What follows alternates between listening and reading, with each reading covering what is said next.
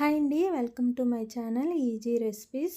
ఈరోజు మన ఈ వీడియోలో ఎంతో రుచికరమైన టమాటో పప్పు ఈజీగా చాలా తక్కువ టైంలో ఎలా చేసుకోవాలో తెలుసుకుందాం.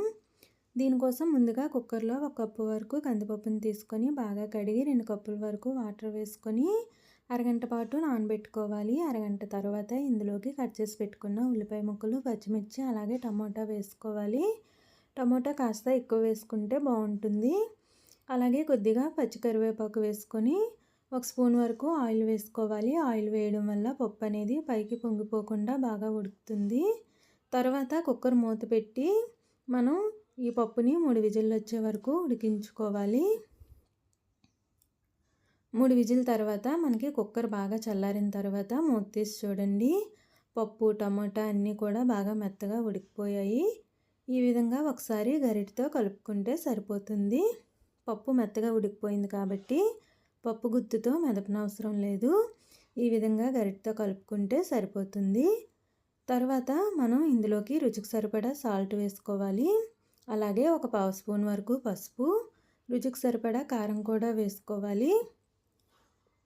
ఈ విధంగా వేసుకున్న తర్వాత ఇందులోకి 1 చిన్న లెమన్ సైజ్ చింతపండు నానబెట్టుకొని ఆ చింతపండు రసం వేసుకొని కొద్దిగా వాటర్ కూడా యాడ్ చేసుకోవాలి.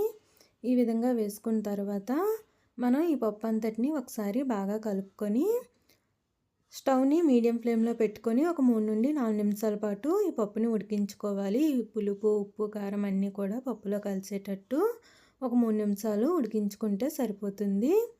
మనకి పప్పు అనేది ఒకవైపు ఉడుకుతూ ఉంటుంది. ఇంకోవైపు పోపు కోసం స్టవ్ పైన ప్యాన్ పెట్టుకొని ఒక 3 స్పూన్ల వరకు ఆయిల్ వేసుకోవాలి.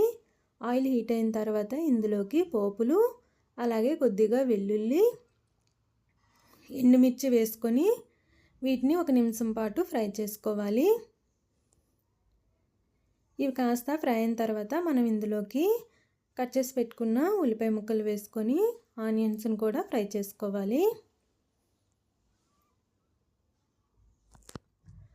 మనకి ఉల్లిపాయ ముక్కలు అనేవి ఈ విధంగా కాస్త మగ్గిన తర్వాత ఇందులోకి కరివేపాకు వేసుకొని పోపు అంతటిని మనం బాగా ఫ్రై చేసుకోవాలి.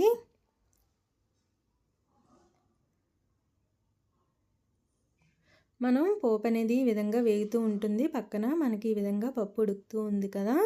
పోపు అంతా బాగా ఫ్రై అయిన తర్వాత పోపుని ఈ విధంగా పప్పులోకి ట్రాన్స్ఫర్ చేసుకొని ఒకసారి బాగా కలుపుకొని స్టవ్ ఆఫ్ చేసుకోవడమే. అంతేనండి, సింపుల్గా ఎంతో రుచికరమైన టమాటా పప్పు ఈజీగా ఎలా చేసి చూడండి.